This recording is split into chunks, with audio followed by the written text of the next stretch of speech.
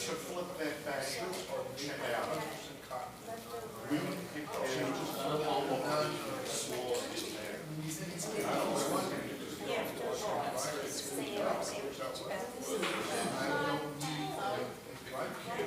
I just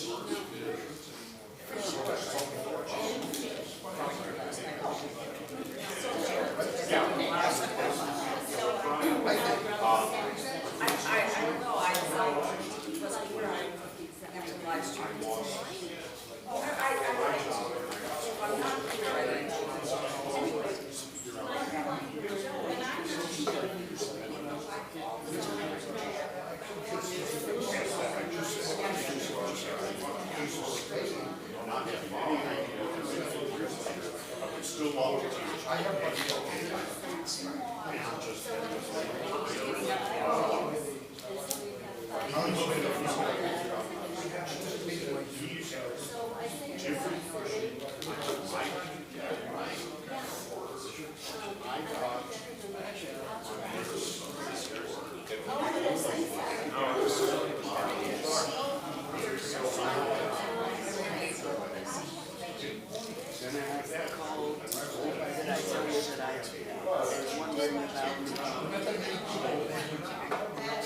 Krauss said she wasn't coming, and I called her and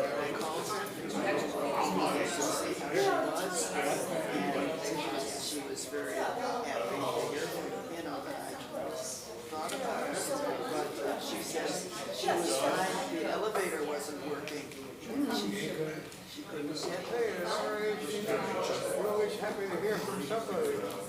Those people around.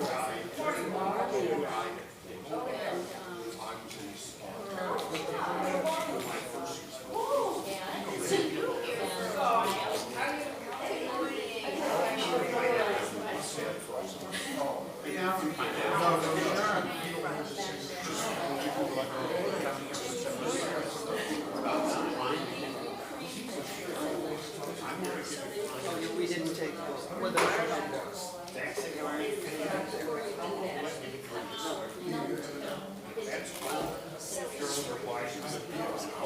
We may not need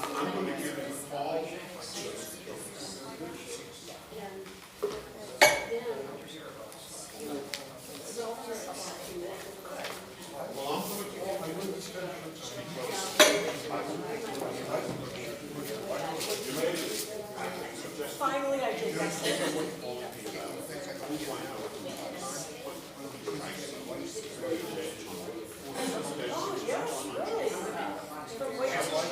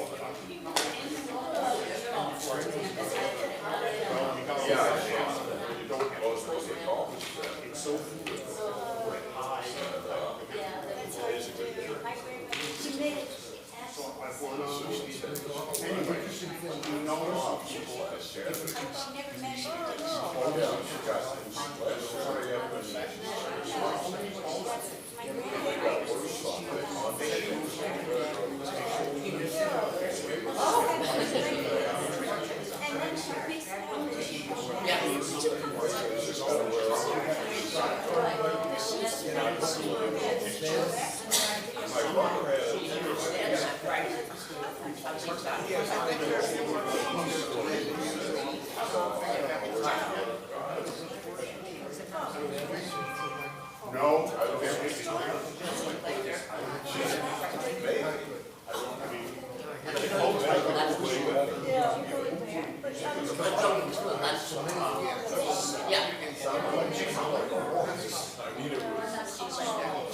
this noise comes out of this little person.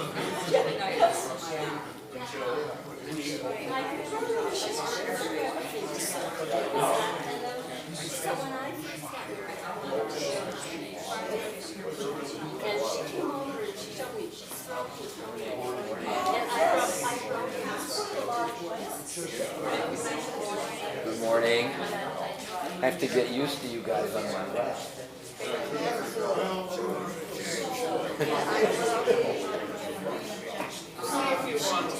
Oh, wow. Oh, nice. Wow. Good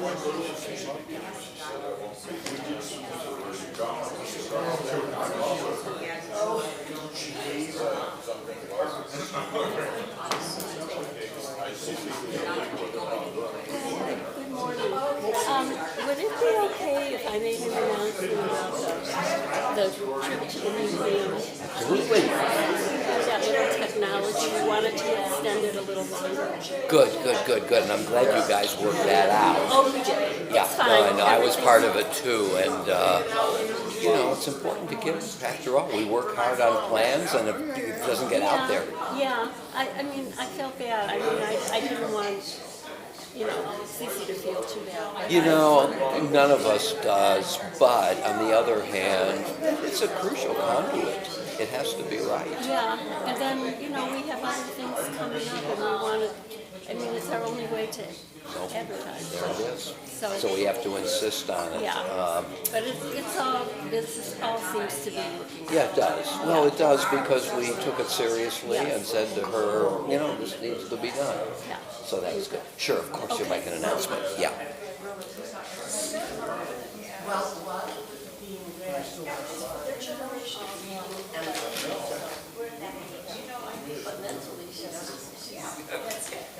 I'll take a look at it. Okay. You? Wow. Of course. Anything you give me, I have never seen before. You've introduced me to some great stuff. Good. Thank you. And after Chuck Rosenblatt died, you came over to our place, and I did the wrong thing.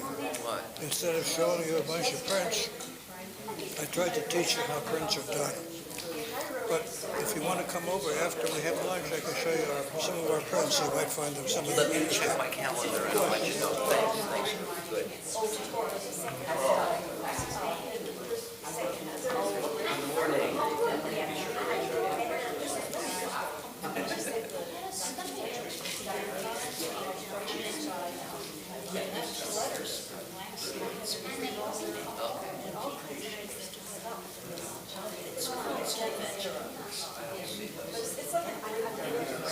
Good morning.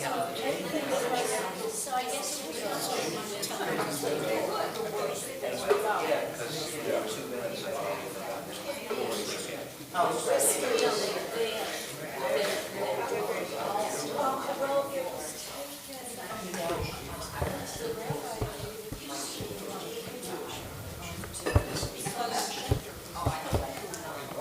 Good morning, everybody. Shabbat Shalom. So glad to see you on this glorious day. Wow, really beautiful out. So, a couple of things. Flo, why don't I call on you first? Okay. I just wanted to announce that the Highlighters are having a tour, a docent tour at the Cleveland Institute of Art on Tuesday, June 28th at 10:30. And we had a bit of a technology problem to register as it was advertised in the Temple-Times. So the deadline was supposed to be today, but we're going to extend it to Monday in case anybody else needs to register. What's the date again? Is that the Art Museum? You said the Institute of Art. Oh, did I say the museum? I meant the Cleveland Museum of Art. I apologize. Right. The tour is going to be led by Margie Moskowitz, who is a member of the Temple and also a docent, and I know she leads very wonderful programs. So if anybody's interested, I have some flyers explaining what the program is going to be about. It's called Family Ties, and the tour is going to be highlighting paintings and objects in the Cleveland Museum of Art collection to relate to parents and children. And then we're going to meet for lunch in the museum cafe. The group is going to be limited to 20, but if over 20 people register, then we'll have an afternoon group too. So in order to register now, don't do it the way it says in the Temple Times, but in the E-Times that came out Friday, there's a button to push so you can register that way, and it also has my name and phone number, and I will tell you what to do from there. And that's it. I'll leave some of these at each table, so if you're interested, I hope you'll join us. Thanks, Flo. I've been on these tours, and they're really wonderful. Margie is great. Of course, the museum is spectacular. And to have lunch together afterwards in the cafe atrium is also a special treat. So it's a wonderful day. If you can break away from your day, you won't be disappointed. Okay, so next is last night after the service there were special treats and so on. There were some left over. Those leftovers are sitting right there at the end of this end table, packaged, fruits and vegetables, I think. So feel free at any point during the morning or when you're leaving to take one of them. Charlotte, come. Of course. So this is the second to the last session before we take a break. Today I want to continue our topic about knowledge. Next week we'll continue with that and do something of a review. I have at this moment no idea how to review the year. One option is to take an especially dense, imponderable passage from Immanuel Kant's Critique of Pure Reason and read it. So that was Kant. That was this year. If I'm desperate, that's what I'll do. But we'll have some fun. We'll make do. And next week, as we always do in the last session of a season, we'll, after our discussion, gather around to the degree that we gather around these days and talk a little bit about the year and what it is we've accomplished and celebrate our great conversation. One of the wonderful things about this whole enterprise for me is that it is collaborative and communal. And that's the way study ought to be. You know, in the Jewish tradition, we have the idea of chevruta from chaver, which means friend or companion. And chevruta is after a shiur, for example, after a lesson presented, we gather around tables, pairs of people, and we discuss the passage together. Inherently communal, but it has a pedagogical advantage, doesn't it? We have a way of refining, even correcting our opinions as they are passed by another person with a different view, different sets of sensibilities. And the goal, of course, is finally to arrive at something more solid than just my opinion.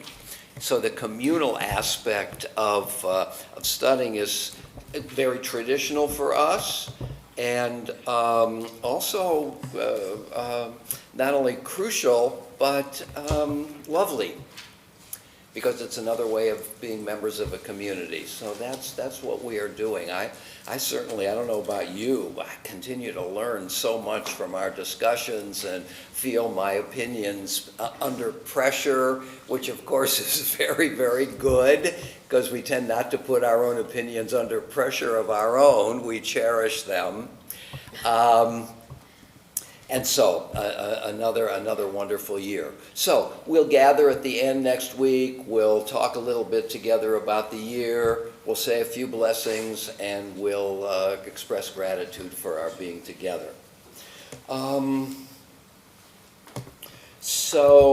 I hope that those of you who are live streaming, and I'm so glad to know and to hear from so many of you about live streaming, it's been wonderful to know that you're there. And I invite you to join us next week. We're trying to be careful, but the more the better for next week as we celebrate our our achievement. Several of you have asked for a return to the Torah portion of the week next year. We haven't done it for many years, and I think it's worth doing. So my inclination is to do that. I can't remember, I haven't looked yet at when the calendar year begins. The holidays are a bit late this year, and so Simchat Torah probably is in the middle of October. So we'll get several sessions in before we start the calendar Torah portion sequence. And this will give us an opportunity to do a variety of things, some overview, some discussion about Bible in general, maybe questions about who wrote it and when and what difference does it make, and so on. But that's my inclination. We always run up against, at least for me, something of a dilemma, because once we get to Leviticus, we've, at least I feel some tension. The tension is fidelity to the calendar. When bar mitzvah kids or families come into our initial meeting for the bar bat mitzvah, several of them say, you know, why does my child need to read Tazria Metzora in Leviticus? What does this have to do with anything? Can't we read about Moses or Abraham or things like that?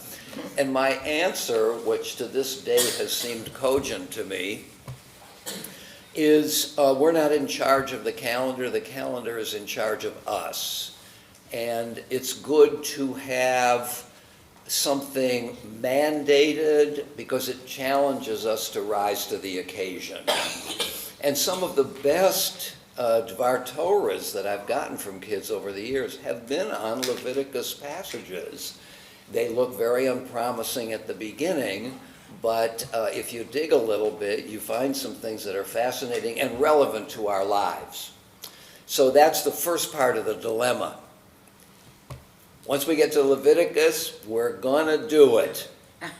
And there are 10 Torah portions in Leviticus and 10 in Numbers, and that's 20 weeks. The other part of the dilemma, the other side of it is, are you kidding me? We're going to spend 10 weeks on Leviticus? So I've always had a bit of an inclination to move a little more quickly and not to dwell on some of those passages so that we get to the resumption of the narrative in Numbers chapter 10. And if we follow the Torah portions and we take a break in the summer, then we never get to Deuteronomy. Deuteronomy, we might say, is a rumor. We have spent whole years on Deuteronomy, but that's the dilemma I feel. If you ask me which part of the dilemma I tend toward, it's the first. We ought to follow the calendar and do the best we can. So I just wanted to come clean with a worry of mine about Torah portion of the week, because 10 of those weeks are Leviticus. Once we get to Leviticus 19, then there's a lot of great stuff in there, but the first several Torah portions can be seen as deadly. Okay, very good. Let's do our blessing for the study of Torah. Baruch atah Adonai Eloheinu melech haolam, asher kitshanu b'mitzvotav v'tzivanu la'asok b'divrei Torah. We praise you, Lord, our God, sovereign of the universe, who sanctifies us through God's commandments, in joining upon us the obligation to immerse ourselves in words of Torah. Amen. Okay, so what we've been working on is Kant's, in the sequence in which we've done it, Kant's fourth question: what can I know? And as we've pointed out, this is a knotty question, and I want to continue thinking about that question today. But I've asked you to bring to me your own sense of the major passages in the Bible. And I've gotten 5 or 6 or 7 of them, which I think is wonderful. And I want to spend the next sessions today and next week on your submissions. I have asked permission from the 2 I'm going to look at today to mention your names, and you have said yes, so I'm going to do that. The couple that I hope to deal with next week, I have not asked for permission, but I will during this week, so that it's okay with you if I mention that it's from you. And if it's not, that's fine as well. I won't mention it. Somebody submitted this very interesting, elaborate response, but didn't put his or her name down. So if this is from you, will you let me know at some point, either today after our session or via an email, and also tell me whether or not I can do this in your name. I'm pleased to do it not in your name. That's not going to keep me from doing it, but I don't want to do that if you're reluctant. So today I want to look at, well, let's just review quickly. So the last couple of weeks we've looked at the question of human nature. And we've seen that the Bible gives us two sides of what it means to be human, a dark side and a bright side. What we are and what we can be, we might say. And I think we've thought that that counts as knowledge in the possibly narrow sense that it resonates with our experience. We recognize ourselves as deeply flawed and errant, and also as aspiring human beings, try to do better, so that the Bible mirrors who we are here, and in the sense of personal knowledge, not universal knowledge, that seems to count as Kant's idea of what can I know. I can know this about human nature, and not only does it reflect what we think about ourselves, but world literature and the way things work, what the newspapers bring us every day, also convey the two-foldedness, the two-sidedness of what it means to be human. Okay, so maybe that is a good answer, a good response to Kant's question. Yes, there is something in the Bible, at least, something powerful, something complex that we can know. Today I want to look at the submissions of Arthur Kane, and Enid Kushner. There is overlap in their submissions. So what I want to do is read the, I believe, 7 items that they combined have brought, and I'm going to tell you which one comes from which. Okay? Then we're going to look at the passages that illustrate the ideas, the things that they have brought, to see whether or not these also are knowable, whether this is knowledge. Of course, the alternatives are, we can't declare that they're knowledge, but we can say they're beliefs. Beliefs of whom? Some of us, not all of us, potentially. That we might think that they're true beliefs. That not only do I believe it, but I hold it to be true even though I can't justify it. If I can't justify it, I can say at most that it's a true belief, at least true for me. Knowledge requires some justification, and we've looked at 2 kinds of justification: correspondence and coherence. Corresponding to the way things are beyond our beliefs, beyond the book, and coherence in terms of a kind of a large set of claims that work together to create a picture that has inherent power. There, it doesn't depend upon Dostoevsky. The Brothers Karamazov creates a picture of tremendous power. Was there ever Ivan? Let's say no. So the book doesn't correspond to a reality outside of the book, but the book itself has a tremendous internal power. Part of that power is it resonates with us, which might move it toward the knowledge of how human beings work. So that, in a way, is our dilemma. So Let me read the 7 ideas or passages which combined Arthur and Enid bring. They both agree that the creation story belongs here. They both agree that, or they do agree, that the Exodus story and the Sinai story belong. So the two of them feel that the book of Genesis at the beginning and the book of Exodus may be taken as a totality, but count as knowable. Nobody doubts that they're powerful, but can we claim that what the text claims is knowledge? Or can we claim that it's even belief? So that's what we're going to look at. Enid adds to this, which Arthur doesn't, God's covenant with Abraham. So the first 3 items come from the first 2 books of the Bible.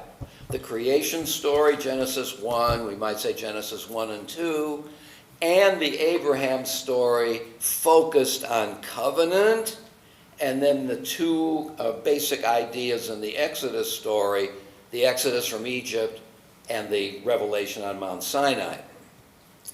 Arthur adds Psalms 23 and 150, which I have found a challenging idea here. In what sense? Nobody doubts that Psalm 23 is magnificent. But is it true? Does it reflect the way things are or ought to be? That's our question. So Arthur adds Psalm 23 and Psalm 150, the last of the Bible's Psalms. And if one thinks as the book of Psalms as at least partially well ordered, was there an editorial hand at work not only in gathering the Psalms, and one can assume certainly that there were more than 150 Psalms out there when somebody gathered them and put them together. We know from the Dead Sea Scrolls that we now have what scholars sometimes call Psalm 151. A psalm not in the Bible that's in one of the Dead Sea Scrolls. So that is a clue that there were many more options for inclusion than the 150 we have. Sometimes we think that since this is an ancient text, that everything available was put in this book and nothing was left out. No. Editors certainly gathered some things and decided other things don't belong. So if you think that there's an editorial hand at work in the book of Psalms, then certain markers in the book must have special significance, the first and the last. How does the book of Psalms open? How does it close? We have evidence of editorial hands. We have the Egyptian Hallel Psalms, Psalms 113 to 118. That's a collection in the book of Psalms.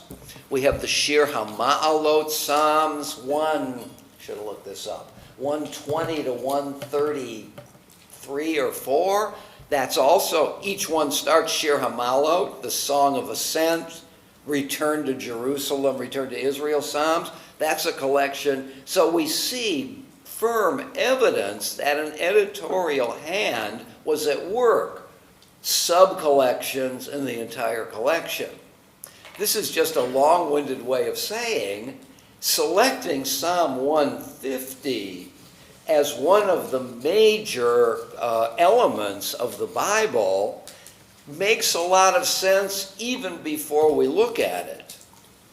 Because the editor of this grand collection decided that that's the way to bring the book of Psalms to a climax, to a conclusion. And maybe the utterance of Psalm 150 is meant by the editor to be definitive, to be singular, to tell us what the book of Psalms, and by extension, the Bible from the point of view of Psalms, is about. That's what I like about Psalm 150 as a candidate. Psalm 23, of course. Arthur also adds David's story And my question on my notes is, why David? Why David? Arthur also adds the book of Isaiah, which is several worlds between two covers. Scholarship, at least for the last couple of centuries, up to the last 20 years, have taken it as an assumption that there are three different Isaiahs. First Isaiah, second Isaiah, third Isaiah. We don't know who they are. And written certainly at different periods. The first Isaiah before the destruction, the second Isaiah in the exile, and the third Isaiah after they returned to Jerusalem. But recently, some scholars have begun to wonder whether or not there is more coherence in the book of Isaiah than this tripartite division would suggest. Common themes, for example, holding the whole thing together. But the book of Isaiah. And we'll want to ask, what is it about Isaiah? And then finally, Enid adds the book of Job. As that's a provocative suggestion, isn't it? What is it about the book of Job that purports to give us knowledge? Nobody doubts that it's a masterpiece and that it itself is extremely provocative. But does it give us knowledge? That's our question. Okay? So we want to work on several levels. Let's suppose we discover that the book of Job doesn't give us knowledge, but just strong opinions, provocative opinions. That will not diminish the importance of Job.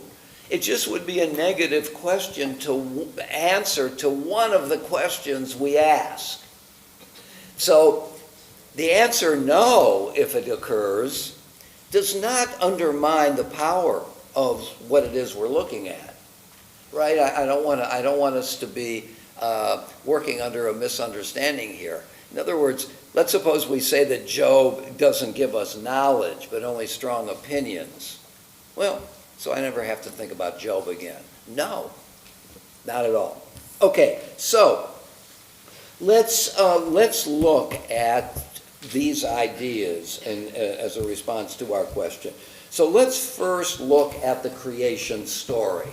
So I want for all of these to just give some highlights of the book just to alert us what we're looking at. So Genesis chapter 1. The selections I'm going to be reading, of course, mine only. You might think I should have read something else, or I've distorted it because of my selection, but this is an attempt, in no way authoritative. So, Genesis 1. When God began to create the heavens and the earth being unformed and void, with darkness over the surface of the deep, and a wind from God sweeping over the water, God said, "Let there be light," and there was light. God saw that the light was good, and God separated the light from the darkness. God called the light day, and the darkness he called night. And there was evening and there was morning, a first day. Okay? So what are the salient elements of these 5 verses, and especially those that are repeated over and over again in chapter 1? God said. God evaluated what God said, and it was the power of language. God evaluated what came to be. God saw that it was good. Separation, separated day from night. Certain things now become categories, I might say. Aristotle, I think, makes the claim that to put everything in its proper category is to have full knowledge. Of course, I don't know about you, I run into that problem every day. I read something, I print it, then I ask myself, where does it go? In what folder does it go? And I have a very, very practical need. I'm going to want to go back to it at some point, but I need to be able to remember where I put it. So it not only belongs in its own folder, I have to label the folder in a way that gives me a clue of what's in it. This is just one article. Think about organizing the entire universe. But we are here in the presence of the power of separation, the power of creating categories. That's what God does here. Separated the light from the darkness, and he called the light day. In other words, in the darkness night, gives a name to the categories or the entity that is created. And there was evening and the morning, a first day. So we can see the elements of the creative act. When we get to the creation of human beings, and God says, let us make human beings in our image, this suggests, and we looked at this early in the year as a speculation, that the image of God that we are can be unpacked in terms of what acts God did, which we are to emulate. That, I think, is a plausible reading of what it means to be in the image of God from this chapter. Not necessarily in toto, but this chapter tells us not only what God does, but if we are made in the image of God, what we can, perhaps ought to do. To create through words, to give value judgments, to name, to categorize, to separate. And that continues in a very orderly way. And verse 9, and there was evening and morning a second day. Verse 13, and there was evening, there was morning a third day. And so on, each day. We find the penultimate creation to be land animals. Okay? Of all the kingdom of nature, land animals are the most sophisticated. They move around. They move around in some way because of intentionality. That is, there's green grass over there, I think I'll go to it. I'm not saying a cow thinks that way, but there is a kind of impulse to move in certain directions for certain things. The stars, the sun, the moon, the stars also move, but they don't move about. They move in their courses. Their motion is fully predictable.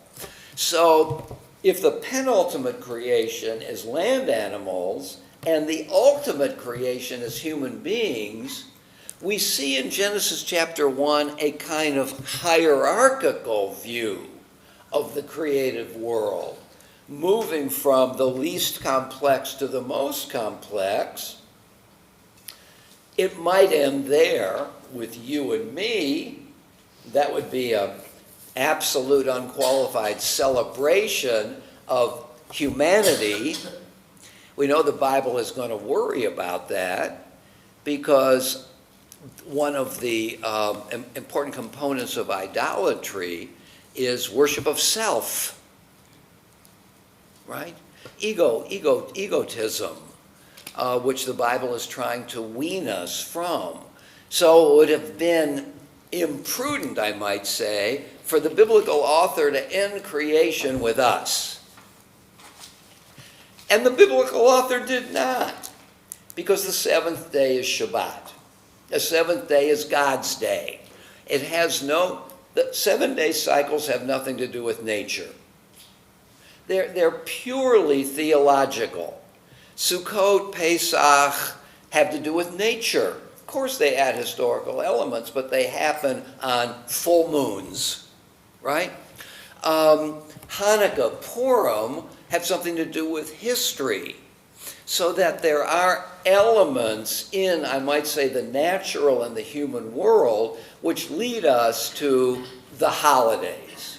Shabbat has no referent to the natural or the historical world. This is between human beings and God. And that separates it from everything else that was created. So this is just an attempt to expose or explore some of the elements of Genesis chapter 1. So let's ask this question. Now do we know how the world was created? Now do we know that the world was created? What do you think? Sid? Absolutely not. In what sense not? How do you explain Stephen Hawking? Okay. How do you explain the Scopes trial? How do you explain Inherit the Wind? We don't know. Okay. Very good. The skeptic in me. So Sid is answering the question, does the story of Genesis 1 correspond to a reality outside the story? And Sid's answer is no. Anybody deny that? Jim? Yeah, I do. Looking Because forward to this, Jim. maybe some of you recall, many years ago, there was a famous professor here, Louis Krauss, I believe his name was. Lawrence. Lawrence Krauss. And he gave a speech about how the world came to be in all these scientific terms. Yes. When we were leaving, I got to talk to him. Yes. And I said, with all respect, you can go back as far as you want with your explanation. How did it start? Okay. His answer was, that's why I'm religious.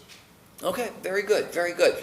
All right, so Sid is pointing to science, all the sciences, geology, evolutionary theory, all the ways in which that story has been debunked may be a little strong, but have challenged the ontological status of that story. Ontology is the doctrines of what there is. And so science has taken to challenge the truth, capital T. Jim's response is, yes, but science can only take us so far. It can't take us back to the original, how it begun. And therefore, in that sense, Jim, see if you accept this formulation. That doesn't mean that we can know that Genesis 1 is true.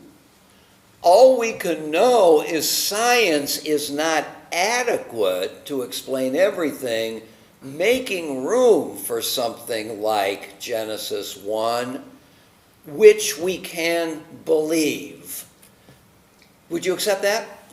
Yeah, even if you take the story as a metaphor, per se, we're not capable, and a brilliant scientist will probably, underscore that fact. We are not capable of understanding how this thing started. Yeah. You can go through the machinations of, okay, it evolved here, it evolved there. That's great. We don't know how it started. It's incredible how it started. We're not capable. Okay, so this is known to scholars, I think, as Doris, help me. Evidence from the gap.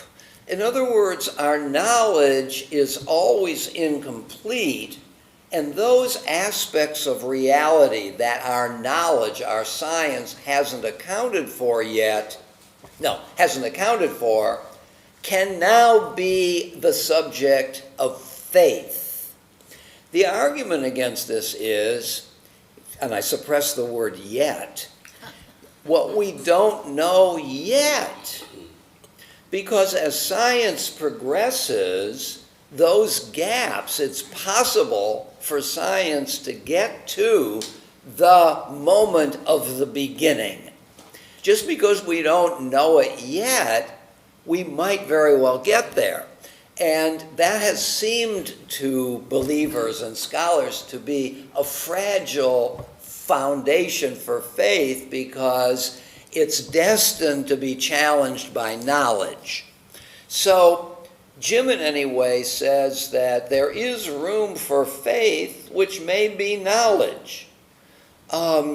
You know, the assumption, of course, behind Lawrence Krauss's claim is that there's a beginning at all. We can certainly imagine time going on into the future infinitely. Does anybody think seriously that time will end? So it's easy to imagine it's flowing infinitely forward. Why not flowing infinitely backward? And there was no beginning at all. You might say that's impossible, but it seems to me to have the same status as going forward.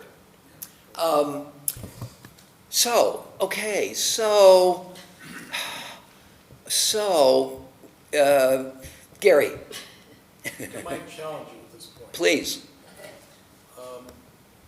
First of all, I want to say that Jim made a point about metaphor.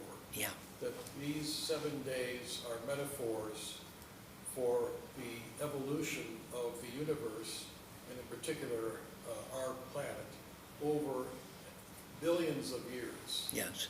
So, for example, you pointed out the development of animals. Yes. There's nothing to say that the development of animals over those billions of years is that this story is a metaphor for that development.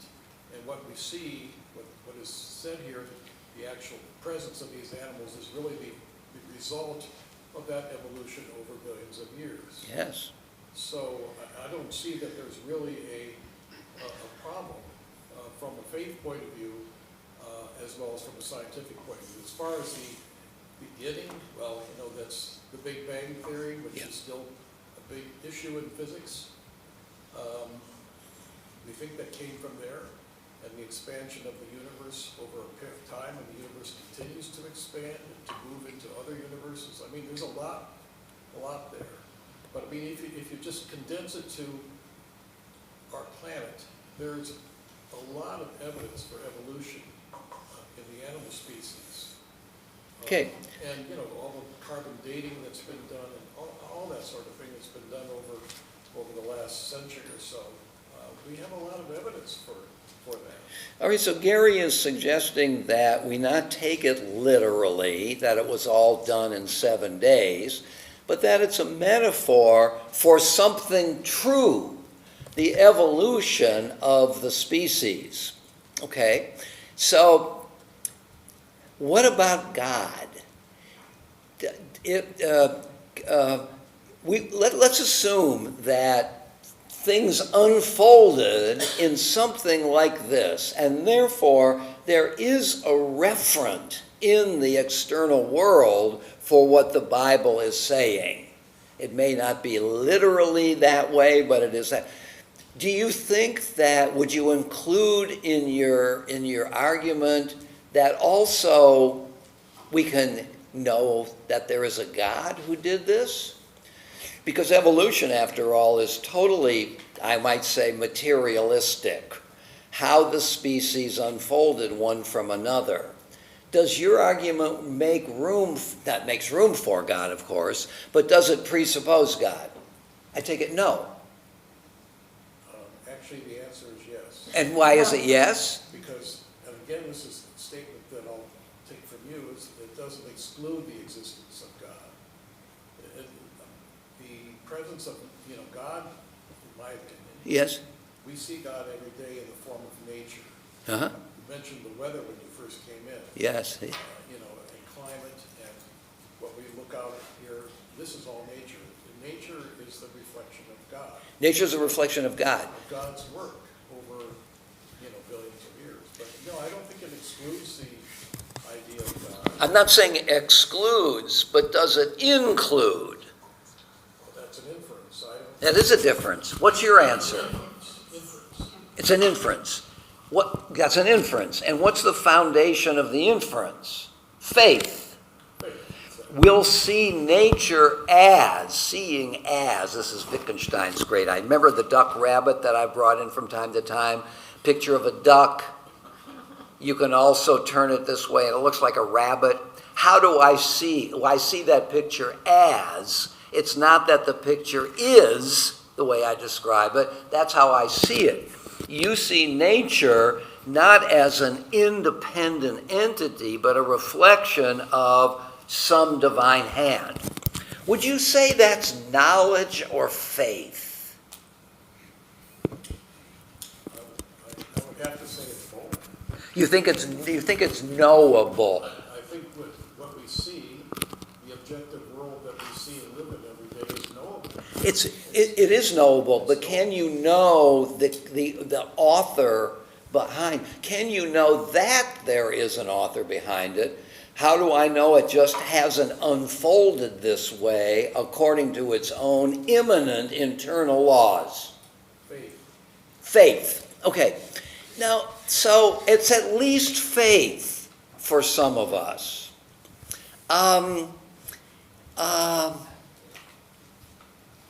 So let's ask the question of coherence.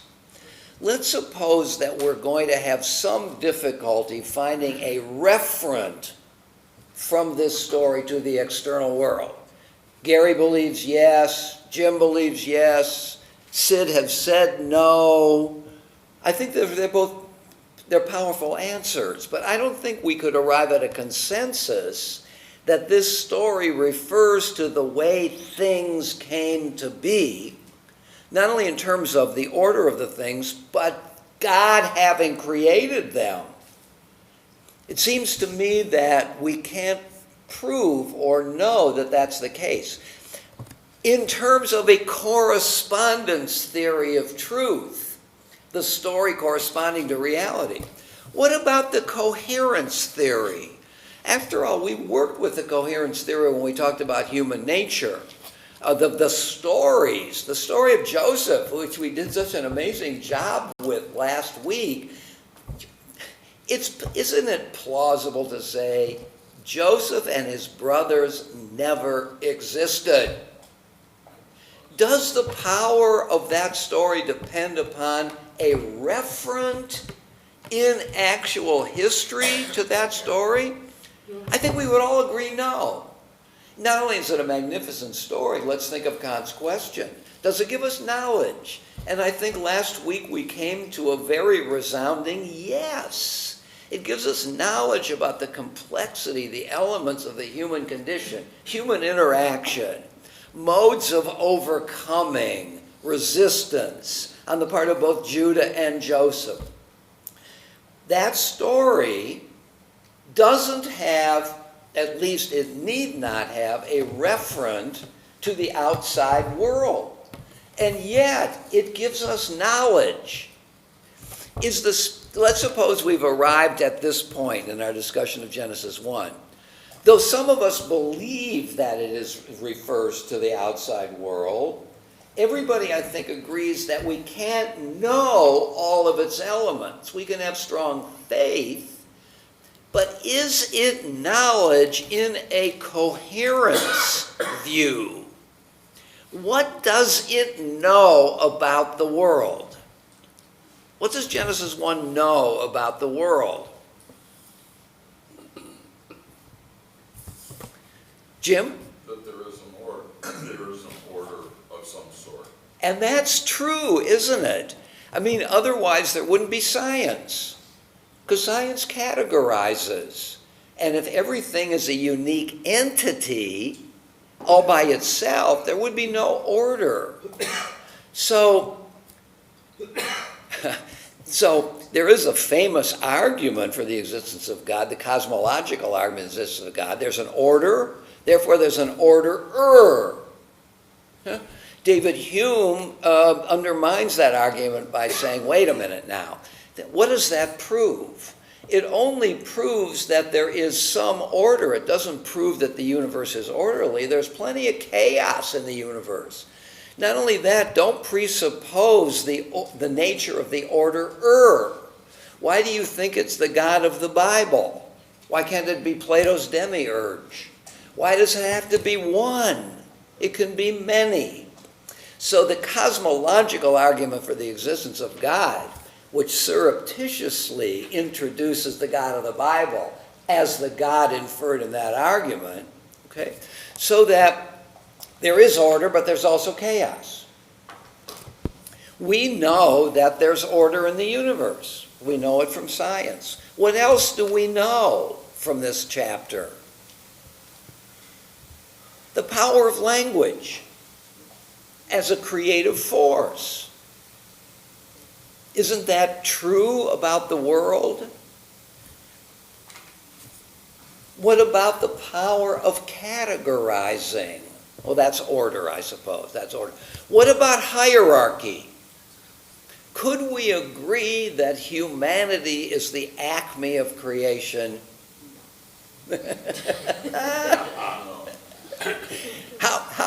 How many think that, putting Shabbat aside, that the creation story presupposes or describes a hierarchy from lowest to highest, and that the Bible's claim is that the human kingdom is the acme of creation? How many agree that that's true? Nobody? 200 years ago, nobody would doubt it, would they? Seriously? I mean, Depends on phrasing, though. I'm sorry? I think it depends on phrasing, because what it's going to add is that what it teaches us is the, how man's power is infinitely small compared to the universe, the nature, and therefore the creation, maybe man's creation of God, or God's existence to create man. Call it what you will. You see, the chapter 1 of Genesis is divided into two main categories. What I might call the arenas in which creation takes place, and the population of those arenas, receptacle and contents. At the beginning, what is created is the heavens, the skies, so to speak, the heavens. I'm not talking about heaven. The heavens, the earth, and the seas. Those are the receptacles.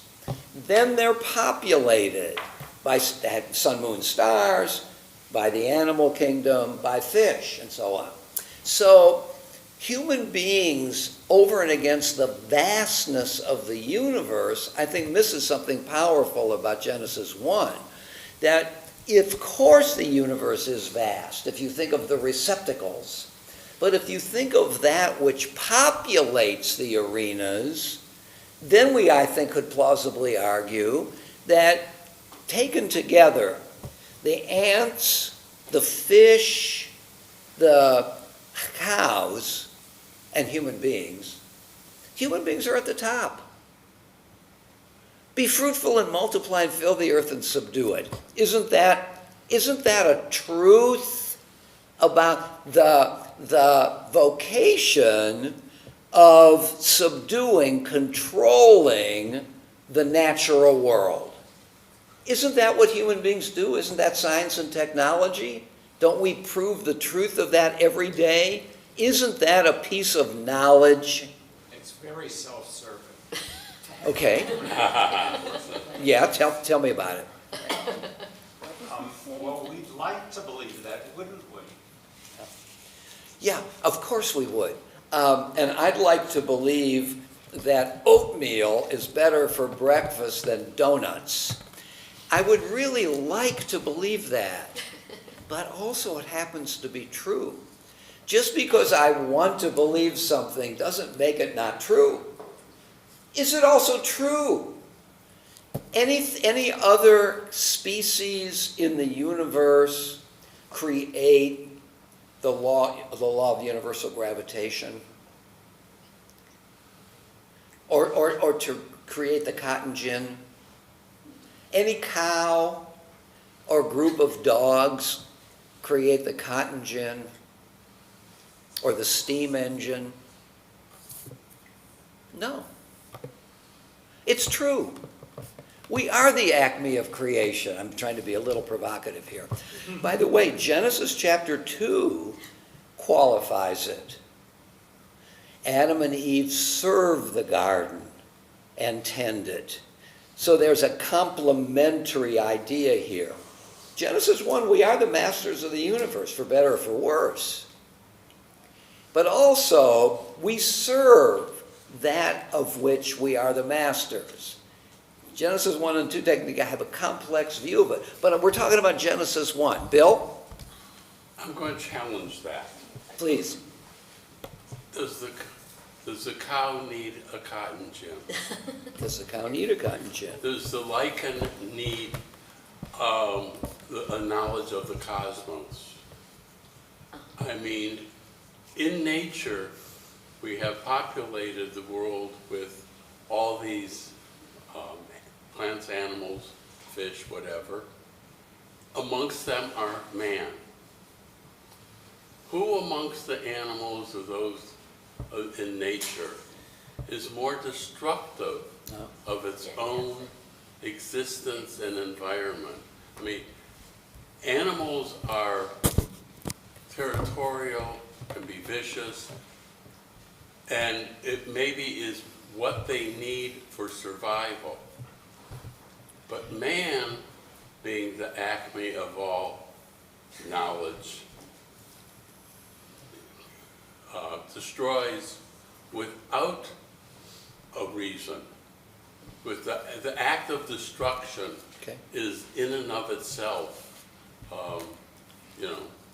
Okay. because I need an AK-47 to go hunting. So two quick responses. One, to say that it's true isn't to say that it's an unalloyed good. Okay. It's true that we create the cotton gin and so on. Doesn't flow from that everything we've created is good. And by the way, that brings in another truth from Genesis 1.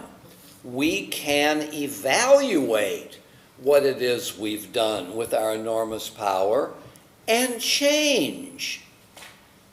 So, right. Power and goodness aren't simultaneous. The other thing I would add to what Bill's saying, let's take a pasture, and let's take it in two forms, literal and figurative. In the literal pasture are cows. In the figurative pasture are human beings. And let's suppose both pastures are subject to drought. And now the cows are in a pasture in which there is no green grass. And we are in a pasture in which there is no green grass. Who is able on its or his or her own solve the problem? Can the cows solve that problem? Can human beings solve that problem? To me, the answer is obvious. The cows can't. We can. Because we have imagination. We can ask ourselves about the not yet. How can I bring about that which doesn't yet exist? A solution to my problem.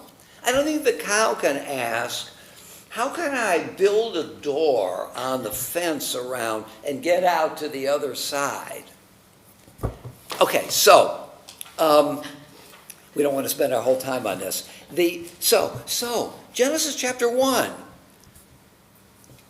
We can't show that it corresponds to the way things are, although there are correspondences. We can't, but there is the strong faith that some of us have that it is true, that it happened this way, or at least that science can show us that it doesn't, and therefore making room for faith. That's something Kant, by the way, did. He limited knowledge to make room for faith. One of the conclusions of the first critique is that knowledge is limited. And as he said about his servant, Lampy, I limit knowledge so Lampy's faith can flourish. But the story does contain elements about the world as we know it, doesn't it? In that sense, it's knowledge, but not in another sense. Not in the sense of, did it happen this way? Gary's move is to say, well, let's make it a metaphor. which is a good move, and it has some cogency. Jim's is, what about the Big Bang? What about, can you go back to the cause of all causes? The original cause for which there was no cause. God caused, according to Maimonides, God is the cause of everything, except that God has no cause. That's a good place to begin if you don't want an infinite regress. And why not? Let's move to the covenant with Abraham.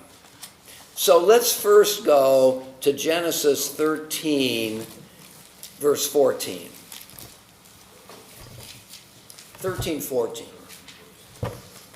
So we're not dealing here with Abraham in toto. We're dealing with Enid's idea of the covenant with Abraham.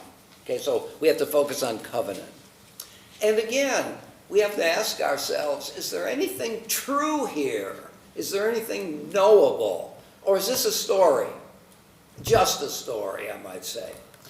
Verse 14 of chapter 13, and the Lord said to Avram, after Lot had parted from him, raise your eyes and look out from where you are, to the north and to the south, to the east and the west. For I give you all the land that you see to you and your offspring forever. I will make your offspring as the dust of the earth, so that if one can count the dust, then your offspring too can be counted. Up, walk about through the land, and so on.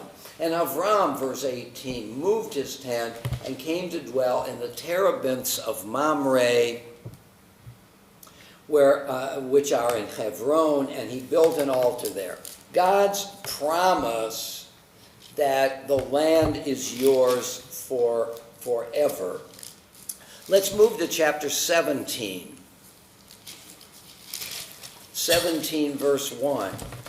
When Avram was 99 years old, the Lord appeared to Avram and said to him, I'm El Shaddai, walk in my ways and be harmless. I will establish my covenant between me and you, and I will make you exceedingly numerous.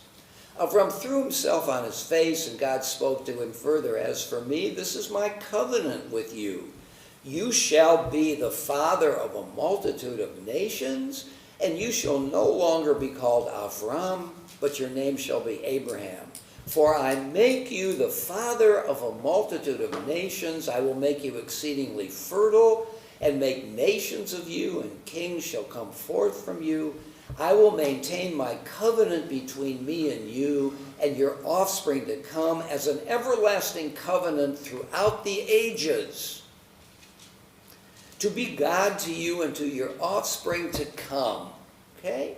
And this is the covenant of promise. This is a one-way covenant. All the verbs are what God is represented as doing. I, verse 8, assign the land you sojourn in to you and your offspring to come, all the land of Canaan, as an everlasting holding. And I will be their God, your offspring. God further said to Abraham, as for you, you and your offspring to come throughout the ages shall keep my covenant. Such shall be the covenant between me and you and your offspring to follow you, which you shall keep. Every male among you shall be circumcised. Okay, that's the gist of it. So this is the bilateral covenant. The covenant of I'm doing stuff for you, you have to do stuff for me. Okay?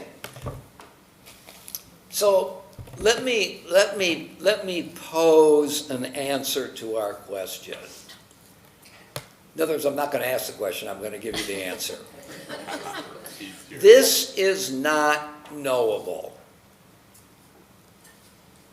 How many think that we could show that this actually happened? Anybody? Here's how I could know it. In other words, I'm suggesting we can't know it as having happened in the external world. There is a way in which we could know it. It takes a 4-word premise. God wrote the Bible. If God wrote the Bible, then it's true. That's the power of that assumption, isn't it? That if we presume that God wrote the Bible, that moves from the category of faith, no, that adds to the category of faith, the category of knowledge. Unless God is a deceiver. God could be a deceiver in this sense. How do I know I'm awake now and not dreaming? Could I prove it? Descartes says no. So in this sense, God would be a deceiver because I believe with all my heart that I'm not sleeping now. But God could be powerful enough to make me believe what's not the case. So I'm claiming here that there is no discernible referent. We can't know that what happened in Genesis 17 happened in the real world. I want to be sure before I call on Gary and Jim again if anybody else has a comment to make about it. Okay, so, yeah, Gary. Can we know that this happened based on the outcome of the covenant? Okay. Circumcision. Okay. Which has gone on infinitum. So that is a great point. We could understand the power, the status of the Bible in three ways that are not mutually exclusive. Where did it come from? What it is? What it led to? Past, present, future. We can understand it in terms of thinking about it as God's Word, and it has its status because it is God's Word, even though we might have problems with certain parts of it. That gives it its meaning. We could look at the text itself for its internal power, or we could look at what it led to. And I think Gary is making the point that what something leads to is a sign of its what? Of its origin, but does it lead to a sign of its power or its truth? Think of the first chords of Wagner's Tristan and Isolde, right? That cacophonous chord, which according to scholars of music opens up an entirely new tradition in the history of music. I mean, Schoenberg certainly thought that this move to chromaticism. What is chromatic? So tonic music is, for example, on a piano, the white keys, 8 white keys, which don't contain any of the black keys. But what Schoenberg did, which was grounded in what Wagner and Mahler did, was to begin to make the keys that are not in the normal scale of equal status to the keys that are in the scale. Until for Schoenberg, the 12-tone music, every single note, white and black, have the same status. So there's no longer any home key. I heard Welser Most once say that, I can't remember exactly what he said here, but the key of Tristan and Isolde is C major, which never occurs in the opera. It's that center around which everything revolves without ever being there. So the Wagner Tristan chord, there's a wonderful book called The Tristan Chord, was that chord true, whatever that could mean in music? But it has Gary's kind of truth to it because of its fertility, what it led to in an ongoing way. That could be a definition of true. What in retrospect, it contained enormous power. It's like the atom, atom, which if we split it, gives us enormous power. This is an atomic moment in the Bible, just as the Tristan chord is an atomic moment. And the greater the inherent power demonstrated by its consequences, the truer it becomes in some sense of true. That's a powerful idea, isn't it?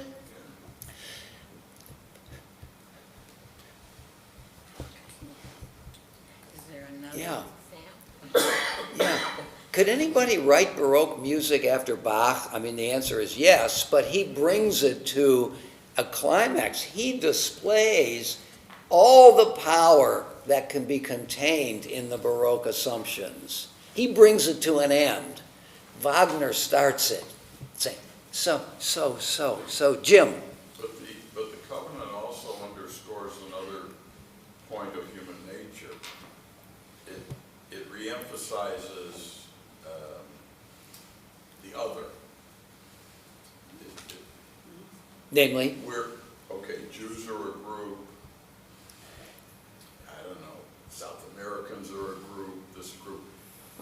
It underscores the fact that there's going to be hostility among the groups because we've been designated as a different group. Yeah.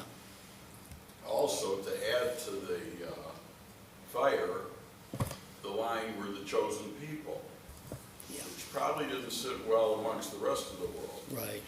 Right. But is it inevitable? In other words, I mean, we do have the United Nations for all its problems. We have the EEU.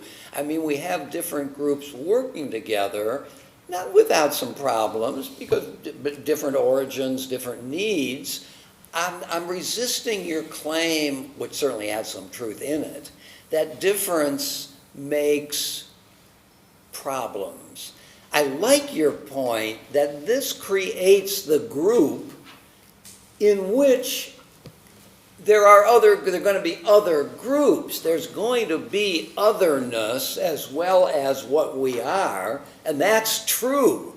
I think you're right, and that's knowable. This gives to the Jews, Israelites, the rudiments of a history. Our history is the history of our fidelity to or lack of fidelity to the covenant. One can write that history. The Bible does. That's the history the Bible writes. And therefore it, in another sense, has the power. But you're making a different point from Gary. Gary's talking about the vast consequences. You're talking about the nature of things in a way, groups. Well, it's also, at that point, it gives license to the future taking of Canaan. It gives validity to you're entitled to it. Okay. But it's hard to forget there are other groups of people Yeah. that may, it creates a different status, a Yeah. hierarchy. Right. And in a way, I want to give the answer to you that I gave to Bill, that just because it is the case doesn't mean it's an unalloyed good. Right. It can create, group identity is a good thing when one belongs to a group. But it can turn into groupishness. Yeah, for sure. Malcolm? To the point of circumcision being an evidence of the truth of the covenant story. So, for 2,000 years, some Christians have celebrated communion as a evidence that Jesus was the Son of God. Mm-hmm. So I don't see that, we don't believe that. Yes. And to me, I don't see the difference between that and using the ritual circumcision having lasted for 5,000 years. Yes. Being evidence of the truthfulness of the covenant as it is described in Genesis. By truthfulness, do you mean a truth or the truth? Well, I'm I think that the question about the covenant story was, how do we know that to be an evidence of the existence of the relationship between God and man? That this is some proof of that. And I'm just saying that I'm not saying that, I don't think it's proof. And that's not the claim that I would make, actually. I mean, I don't think Gary's point is, I mean, you might want to go on to make that point, but your point is not about that we know that there is a God who made this covenant, but just the fact that the covenant has persisted. Our belief in the covenant is a sign of its power. Oh, power, okay. Yeah. I don't know that we can prove God at all. Look, let's do this. Let's agree that next Shabbat, we are going to come in here and we're going to lock the doors. And we're not opening them until we have proved the existence of God. Bring your lunch. I don't think we can prove that. Now, maybe one could make the claim that the belief in God has enormous power, an ongoing power in Gary's sense, and if the covenant is proved to be true, then maybe God is proved to be true too. I haven't thought about this before, but that's a quagmire, isn't it? I don't think we want to go there. But we are making some progress in terms of what the Bible gives us to know. And I think Malcolm's point is, just because we think that this is knowable or true doesn't mean it's the only truth or the only knowable. And I think the Christian claim, the Muslim claim, can make the same kinds of arguments, which in a way, if we truly believed that and put the various belief systems arrayed on a line, they would all have the same status. These give power to the group. We think that in some sense the claims are knowable, but we have to acknowledge some agnosticism about all of its claims. And this is true about all groups. And therefore, from this kind of backdoor argument, we ought to have tolerance for one another, because none of us can go beyond what gives power to our life. But that's enough. Isn't it enough? Well, Roger, so my somewhat flip comment about self-serving, to the point you just made, it to me sort of reflects kind of a egotism and a idolatry, you know, on the part of humanity, to claim this power, especially over other people. Yeah. Right. I mean, don't you think that's, just because something is true that we are the acme of creation, I'm just making that claim, could be disputed, doesn't mean that we always do explore and exploit our power in good ways. I mean, egotism is a great problem, isn't it? I mean, you know, E. Cummings says in his autobiography, I'm the whole ball of wax to myself. There are moments when that's how we feel, isn't it? I'm the sun around which other things orbit. And that's a problem, because basically I'm not the sun. I'm just some struggling human being in the presence of other struggling human beings. Well, I think to translate the power of one to a person is missing. Power of one? Well, your argument is gone to the metaphor of one. What does one mean? Well, that's what I'm trying to get to. Okay, good. Because when you spoke of creation and a hierarchy, on top of that was one. And I see that also as a powerful metaphor for whatever you believe is the one that unites us. And the covenant is, whether it was God-given or a belief. It's still a way of unifying Yeah, people. yeah. And the power of one in nature implores us to accept that we are connected as we are learning in terrifying speed today, that we are all connected. That's interesting. You're So, making an argument for monism, the power of one. Yes, well, that's our call to worship. I mean, yes. I mean, think about this not as levels and divisions, but you said it with the atom. The atom first, then the burst to chaos or multiple. But if you think about this as one, then suddenly these arguments sort of all fit together, Yeah. to me. So, yeah. So the power of the one God, for example, the one humanity. Yeah. Be it a metaphor, be it really, we don't know. I mean, we're on this planet, we ask, are we alone? Are we alone? Could this possibly be just us? Well, what if it is? It's still the power of one that either confounds us or unites us. Of course, one can be used also as a cudgel.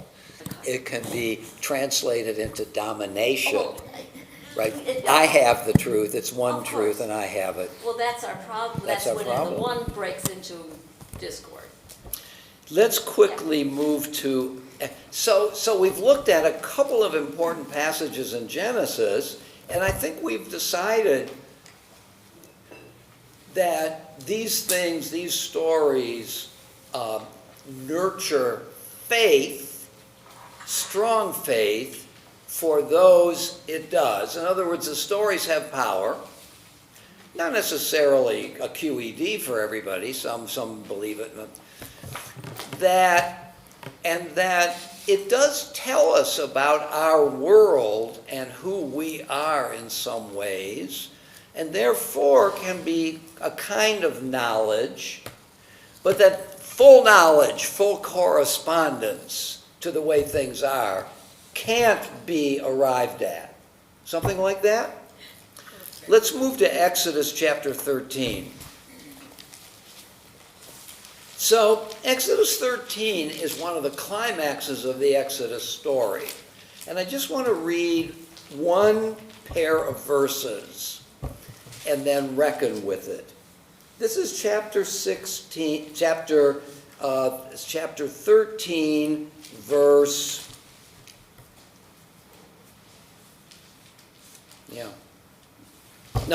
chapter 14, that's what I want. Chapter 14, verse 30. One of the ways of knowing that this is a climax of the story is what it says, but also it leads to what follows is chapter 15, the Song of the Sea. So chapter 15 is the response of the people to what happens in the story. So that this is one of the major cuts in the story. Chapters 1 through 14 is what happened. Chapter 15 is what the response to what happened was. Just trying to make another case for the ultimacy, the significance of chapter 14, verses 30 and 31. Okay, here we are. Thus the Lord delivered Israel that day from the Egyptians. Israel saw the Egyptians dead on the seashore. And when Israel saw the wondrous power which the Lord had wielded against the Egyptians, the people feared the Lord. They had faith in the Lord and in his servant Moses. So, there are several questions here. One is, do these verses tell us that what is described actually happened? That there was this event in history? Of course, scholars have tried to show yes. They tried to show that the plagues are true because if you look at the cycles of what happens to the Nile overfloods itself, the soil comes into the Nile, it turns red. So scholars have tried to show that since the 10 plagues may actually have happened, that this story may actually have happened. I think for myself that's futile, but one question is, did it happen? The other question is, taking verses 30 and 31 as having happened, assuming, what is it that happened? So let's assume that 30 and 31 refer to the events that happened. Okay, now what did happen? Thus the Lord delivered Israel that day from the Egyptians. Deliverance happened. Israel saw the dead on the shore of the sea. The Israelites actually saw Egyptians dead. They saw it. We know what saw means. And when Israel saw the wondrous power which the Lord had wielded, what's the status of that claim? That they saw the wondrous power. What's beguiling here is that the Torah uses the same word. For what is clear and distinct, they saw the Egyptians on the seashore. Assuming this story happened, and this is a description of what happened, we have no ambiguity about the thing they first saw. People dead on the seashore. If we were there, we would see it too. And they saw, the same word, the wondrous power of the Lord.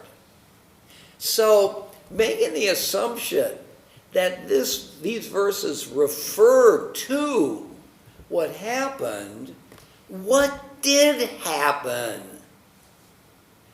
Is the first act of seeing knowable? In principle, yes. If something happened in the empirical world, we may not have evidence, but it's discoverable.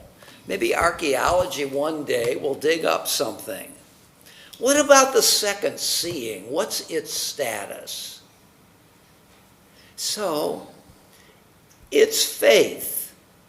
It's not empirical seeing. Is it some kind of knowledge? What do you think? Gary? Somewhere in the recesses of my mind, I seem to remember there may be midrash about this. Yes. Please tell me if I'm right or wrong. Isn't it said that there were handmaidens who saw the Lord in the heavens? Yeah, something like you remember something I like do. Actually, Emil Fackenheim makes something about that. That's exactly right. God's Presence in History book, which is a great book. I think the Fackenheim or the Midrash or both, that even the handmaidens saw what some of the people higher on the social hierarchical ladder didn't see. That it is clear and distinct to those who don't say, did I really see it? I mean, we know what we see. Nobody can tell me that I don't see Bill's hand raised. Again. Bill. Depends maybe how you interpret the word saw. Yeah. If you say that I saw through, okay, but I kept losing my thought. That if man is if an event occurs and man is powerless to create that event. Yes. And he has to find an explanation for that event. Yes. He therefore, in his mind's eye, Yeah. sees the creation of how that event happened. And so it may not be in our actual physical world, but it is certainly can exist in our mental world and our mental understanding of our world. I think you're making an even stronger claim than how you've described it. What you're suggesting is that an event that is not easily understood in the language that we have must have a cause that is also not a part of the language that we have. If the sea was really split, and I can't, through science, I mean, after all, look, I can think of low tide, but can I really think of walls of water and on dry ground? I mean, the story seems to suggest not that there was low tide and then some of the bottom is exposed, and 5 weeks later, that wet ground is now going to be dry. It's that at time t, the water was split at time t plus 1, dry ground. In other words, the very idea of a miracle is that it beggars our capacity to explain it. But if we assume that it existed, natural causation can't account for it. And therefore God. That's the argument you're making, isn't it? Assuming that it happened the way it happened, wouldn't it be great if we could prove this? It's an argument for God.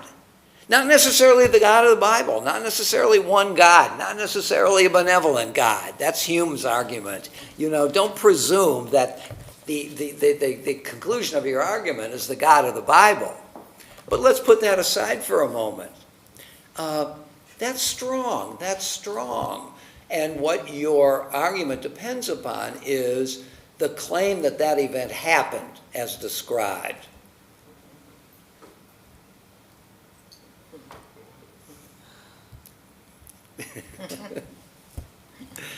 Jim.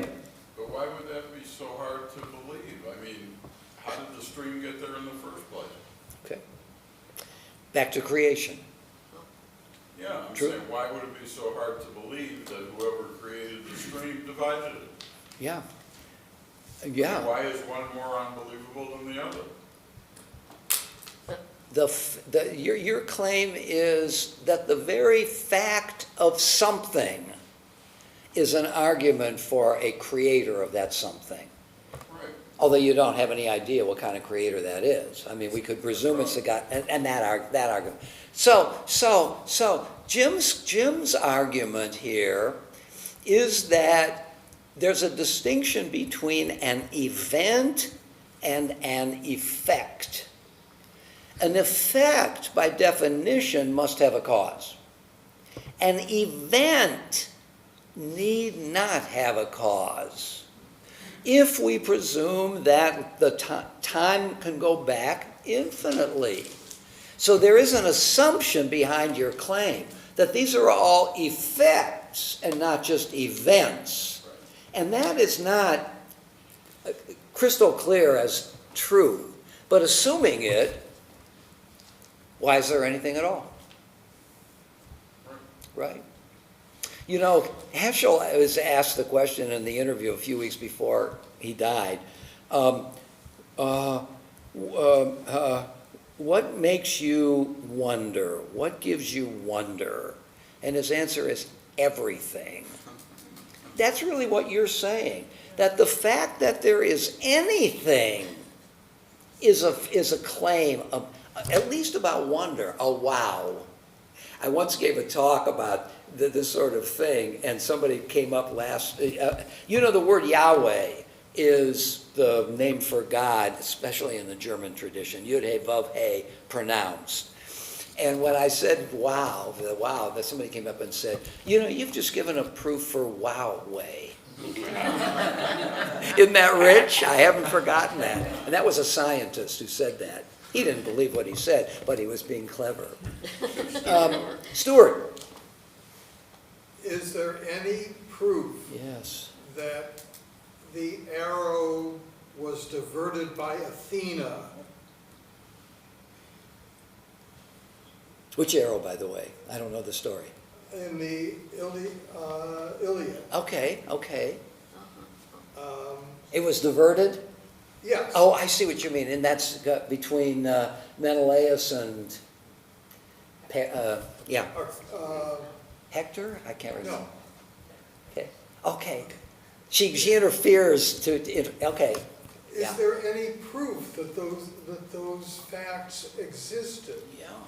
Is there any proof that the Bible is correct? Yeah. As to the details, as Right. to causation? Right. No, I think that both are not provable. Correct. The question is, are they still true and subject to knowledge of some kind? I mean, why don't we continue to read the Iliad? Why did James Joyce, we just celebrated Bloomsday, the day on which Leopold Bloom walked in. Why did he spend so much time pondering the Odyssey? Why? I mean, why did the poetry group spend 4 weeks on T.S. Eliot's Wasteland?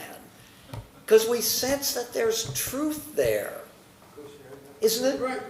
But truth is not the same thing as facts. Exactly. Exactly. And I think that's something we've arrived at, that we can't know that all of this happened, certainly that it happened in the way described, but from there we don't infer radical skepticism. We still ask ourselves, but what can be known and believed, not believed. We can believe anything, so I'm putting belief aside for a minute. Not to diminish the power of belief, but it doesn't prove anything. See, if we can say this is about us, Gary's point about the covenant, the power of the covenant, which we're still living under and believe that it exists, that's about us. So in that sense, it's knowable, but not in the hard sense of corresponding to the facts. That's the subtlety I think we're trying to get at here. What is the status of the Bible in answer to Kant's question, what can I know? And the answer is something like nothing and a lot, depending on the frame of reference. We can know nothing. Did the Red Sea split? We can't know that. Even if archaeology has dug up nothing in the desert where the Israelites walked for 40 years. How plausible is that if the event happened? Nothing. 600,000 men over the age of 20, which means 3 million people, for 40 years, plus all of the wagons and the animals and the food and so on, and nothing exists under the ground? I mean, what archaeology does, it maps space onto time. The further down you go in space, the further back you go in time. Something must be down there if that's factually true. So in that sense, it's not knowable. And it may very well not be true in that sense. But is there no knowledge there? That's the one we've been working on. Yes, there's knowledge there. In terms of impact, in terms of plausibility, in terms of durability. Would you say that's right? Kant's question can be answered yes and no. How can that be true, yes and no? You remember that famous story about the rabbi who's counseling couples that are coming in for divorce counseling, and his wife is standing over his shoulder? And she hears him say, the man comes in first and he gives his side of it, and he says to the man, that's true. You're right. I can see that. You're right. He leaves. The woman comes in. She gives her side of the story. Yeah, that's true. That is true. She leaves, and the wife turns to her husband and says, how can they both be true? And he says, you're right, too. Yeah. So that's our conundrum. Okay, so, yeah, well, look. So we still have a lot to go. We won't get there. What we could use here is about 10 people 20 and 30 years younger than we are. Yes. To give us a perspective that we have not, that wouldn't match ours at all. Right, Charlotte wishes there were a group 20, 30 years younger that would give us a perspective that that we don't have. And here's my response. We would outrun them anytime.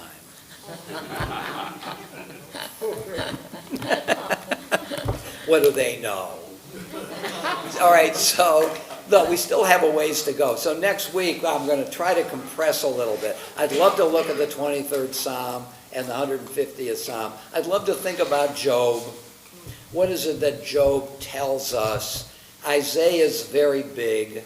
I mean, we could say something about Isaiah, but it's very big. So next week, I think we'll try to look at a few of these other elements.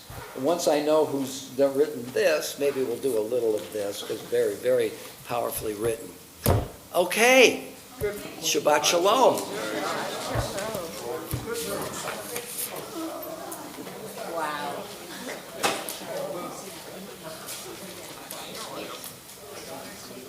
By the way, Athena's arrow, Athena did divert the arrow. Did you read the Iliad again? Yes. Wow, how great. How was it, Horace? And we've been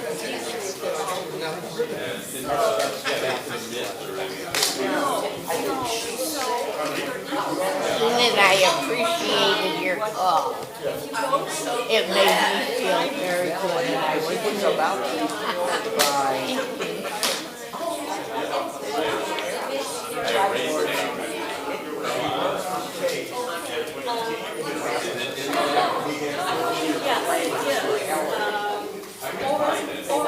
that's what it was.